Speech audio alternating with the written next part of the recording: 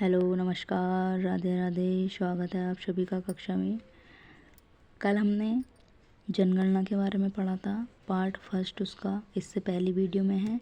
Part first देखने के लिए हमारे चैनल को सब्सक्राइब करें, वहीं आपको पार्ट फर्स्ट की वीडियो भी मिल जाएगी। कल हमने 10 की वृद्धि किस राज्य में है और किस में कम है वहाँ तक पढ़ लिया था, उसके मुख्य मुख्य बिंदु देखे थे। आज हम पढ़ेंगे जनसंख्या घनत्व। जनसंख्या कुछ पॉइंट हमारे रह गए थे, वे हम आज देख लेते हैं आज की वीडियो में। तो जनसंख्या घनत्व यानी पॉपुलेशन डेंसिटी, एक वर्ग जो हमारी पॉपुलेशन डेंसिटी है यानी जनसंख्या घनत्व, वो क्या है उसकी डेफिनेशन देखेंगे। पहले कभी कभी पूछ लेते हैं ऑप्शन में, एक वर्ग किलोमीटर क्षेत्र में निवास करने वाले लोगों की संख्या को हम पॉपुलेशन डेंसिटी कहते हैं।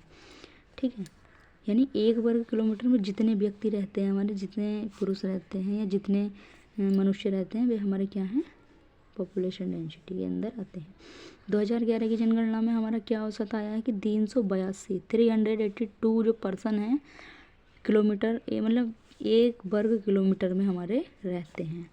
सर्वाधिक जनसंख्या जनघनत्व वाला राज्य कौन सा पाया गया, हमारा बिहार आया। 2011 की जो जनगणना हुई थी उसमें सर्वाधिक जनघनत्व वाला राज्य हमारा बिहार आया था। कितनी जनसंख्या है एक वर्ग किलोमीटर में, 1106। ठीक है, दूसरे नंबर पर पश्चिम बंगाल, फिर केरल, फिर यूपी। अच्छा, पश्चिम बंगाल, केरल और यूपी ये तीन हम ना भी ध्यान रखें तो बिहार तो हमें पता ही होना चाहिए कि सर्वाधिक जनघनत्व वाला राज्य बिहार है।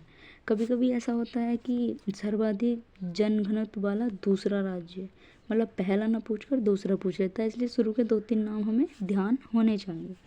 ठीक है, अब न्यूनतम जनसंख्या वाला राज्य अरुणाचल प्रदेश। अरुणाचल प्रदेश में एक वर्ग किलोमीटर में केवल 17 जने ही रहते हैं हमारे। ठीक है, दूसरे नंबर पर मिजोरम, सिक्किम, मणिपुर, लेकिन मेन हम ध्यान रखेंगे अरुणाचल प्रदेश। भारत में एक नोट है हमारा कि भारत में सर्वाधिक जनघनत्व कहाँ है।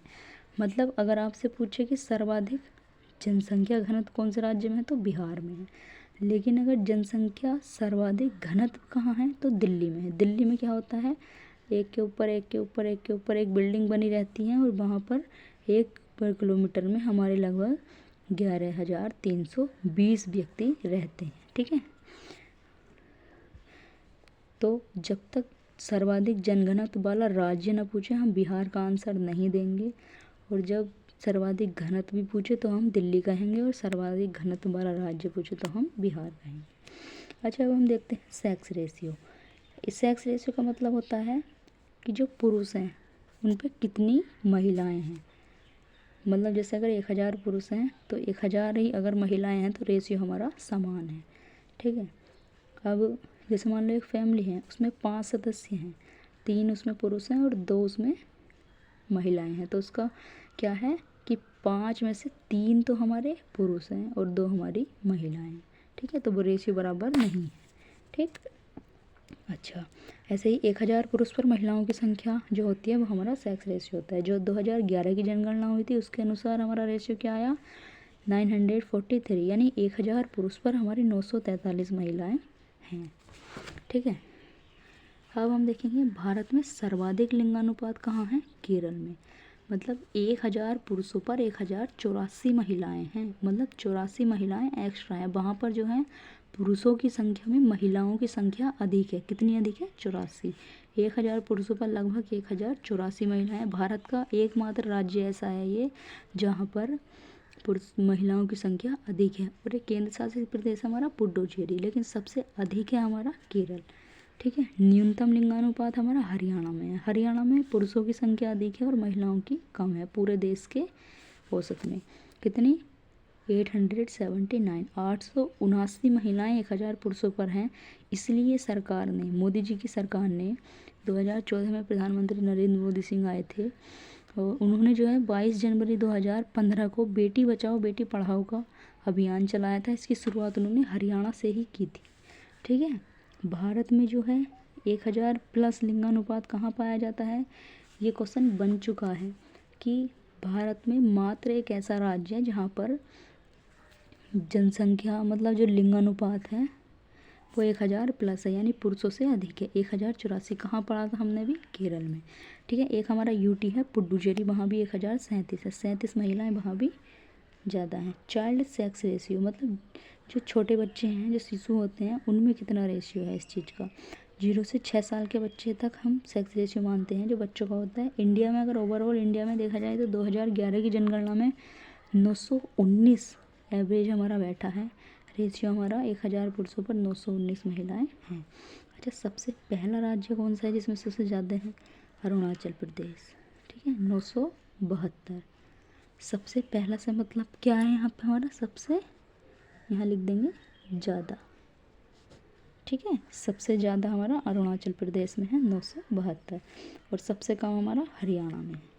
ठीक है, तो अब हम पढ़ेंगे आगे साक्षरता, लिटरेसी, यानी पढ़ाई के मामले में कौन सा राज्य ज़्यादा है, कौन मतलब ज़्यादा पढ़ाई कराता है, कौन नहीं, कौन कम कराता है। ठीक है, मतलब पढ़े लिखे कौन से राज्य में ज़्यादा हैं और कौन से राज्य में कम है। तो जो 7+ एज के जो बच्चे होते हैं वे हमारे साक्षर में आते हैं, लिटरेसी में आते हैं। ठीक है, तो 2011 की जनगणना में जो हमारे इंडिया में जो एवरेज निकल कर आया है, रेशियो निकल कर आया है, वो 73%, लगभग 73% जो जनरेशन है इंडिया की वो पढ़ी लिखी है, जिसमें से 80% हमारे मेल हैं और 64% हमारे फीमेल हैं।